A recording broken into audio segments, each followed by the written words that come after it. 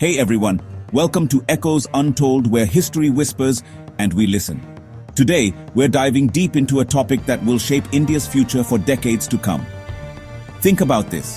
How does a country of 1.4 billion people truly know itself? The answer lies in the census, a monumental exercise of counting every single person. But India's next census is not just about numbers.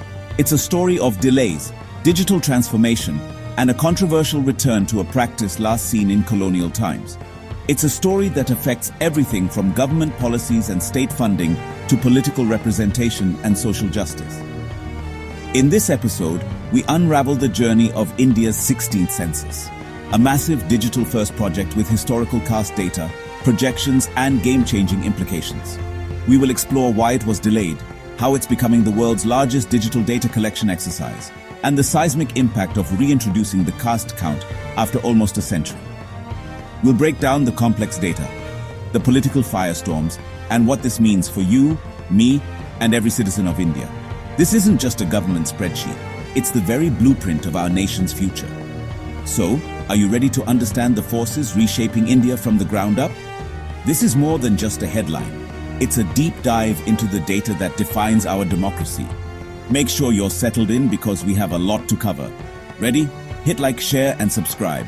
Let's tune into the echoes of national identity. So the first big question is, why 2027? A national census is supposed to happen every 10 years like clockwork. India has a proud, unbroken tradition of conducting its census every decade since 1881. Even during the World Wars, this crucial exercise was never missed. The 16th census was originally scheduled for 2021. But then, the world was hit by the COVID-19 pandemic. Understandably, a massive public exercise involving face-to-face interaction with millions of households was impossible. The government postponed it, and the deadlines kept shifting from 2022 to 2023, and then further, citing various administrative and logistical reasons, including the preparations for the 2024 general elections. This delay wasn't just a minor hiccup. A 16-year gap between censuses is unprecedented in modern Indian history. Think about the data we are currently using for all our major policy decisions. It's from 2011. Our country has undergone a dramatic transformation since then. The population has grown by an estimated 150 to 200 million people, equivalent to the entire population of Brazil. Urbanization has accelerated, demographics have shifted, and the socio-economic landscape is vastly different. Using decade-old data is like trying to navigate a modern highway using a map from the bullock cart era. It's inaccurate and can lead to massive misallocation of resources, affecting everything from food security schemes to infrastructure planning. Finally, after years of uncertainty and debate, the government has officially set the wheels in motion for 2027. The notification marks a firm commitment, and the groundwork is now being laid for what will be a two-phase operation. The first phase, house listing and housing census, will create a comprehensive database of all structures, their use, and the amenities available. This phase is crucial for planning the main event. The second phase, the population enumeration, is the actual headcount, where details of every individual are recorded. Getting this monumental task back on track is a critical step towards evidence-based governance for a new India. The long delay has created a significant data black hole. Economists, sociologists, and policymakers have been flying blind, relying on projections and sample surveys which, while useful, are no substitute for a comprehensive census. The lack of updated data affects the delimitation of constituencies, the distribution of funds by the Finance Commission, and the targeting of beneficiaries for welfare schemes. The 2027 census is not just a routine administrative task.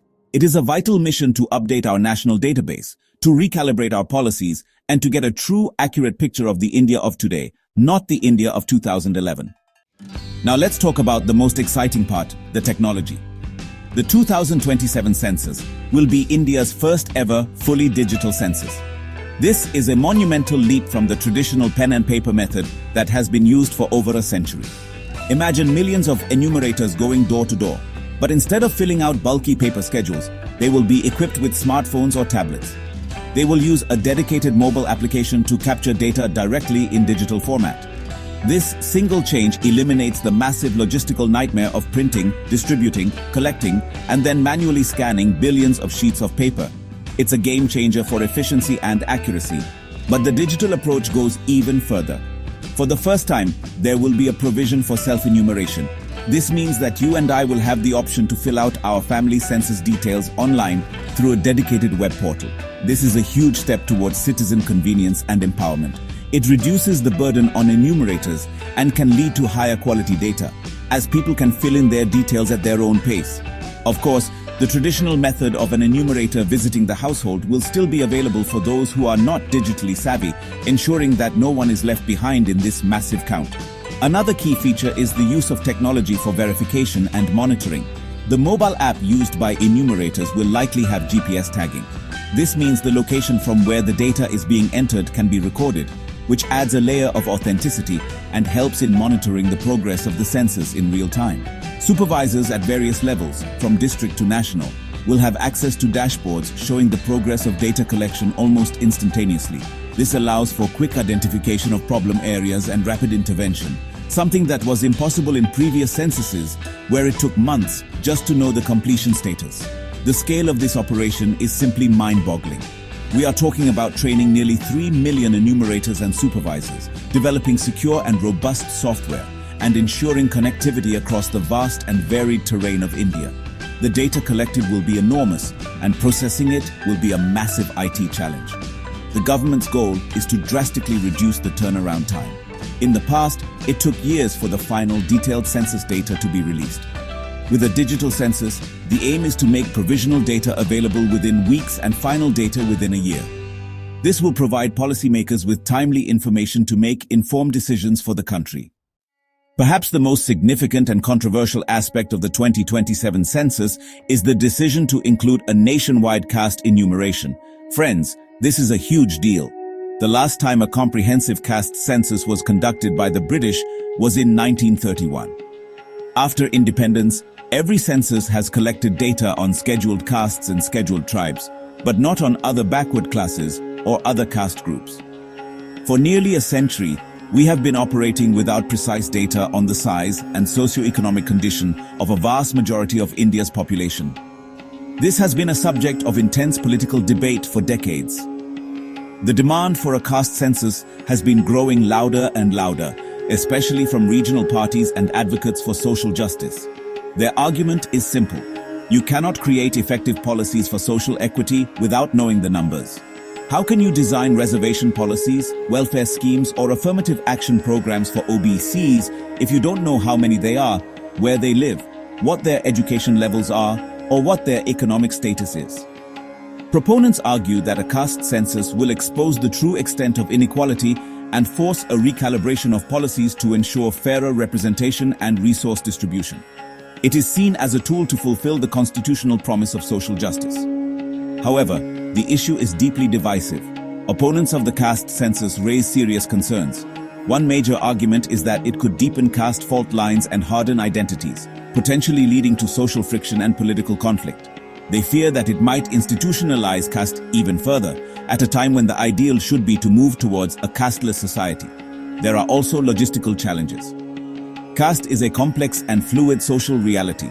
How do you accurately record and classify thousands of castes and sub-castes, many of which have different names in different regions? Critics worry about the potential for errors, manipulation, and the administrative nightmare of creating a definitive list.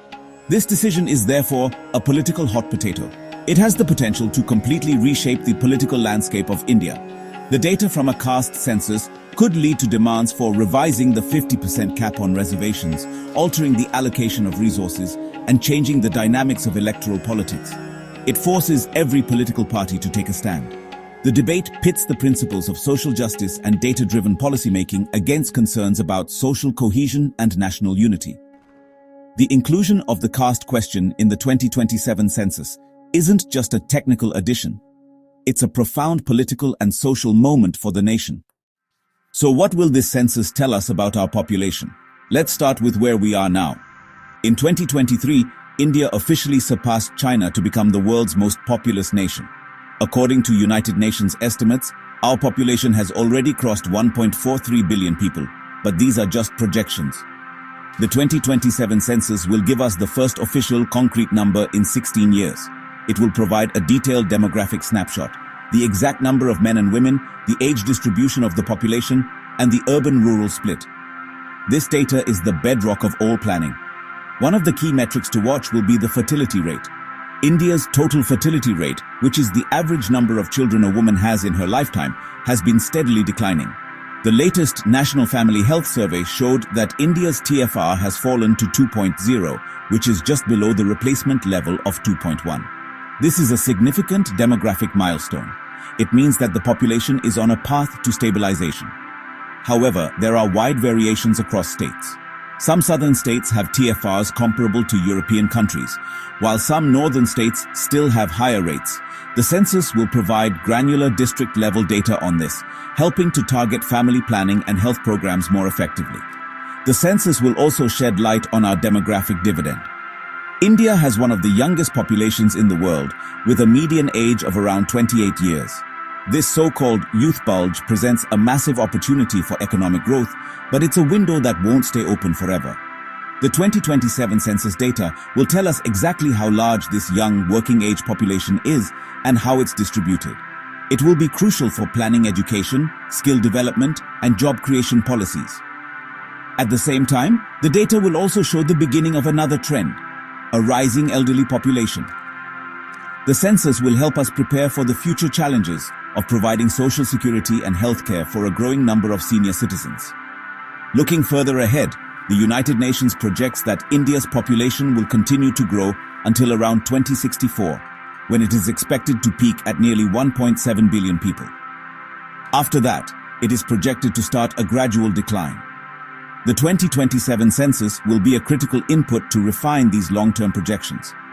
It would provide fresh data on mortality rates, life expectancy, and migration patterns, both internal and international. Understanding these long-term demographic trends is essential for sustainable development, environmental planning, and securing India's place in the world for the rest of the 21st century. Finally, let's connect all the dots. What will be the real-world impact of the 2027 census? First and foremost, it will revolutionize policy and planning.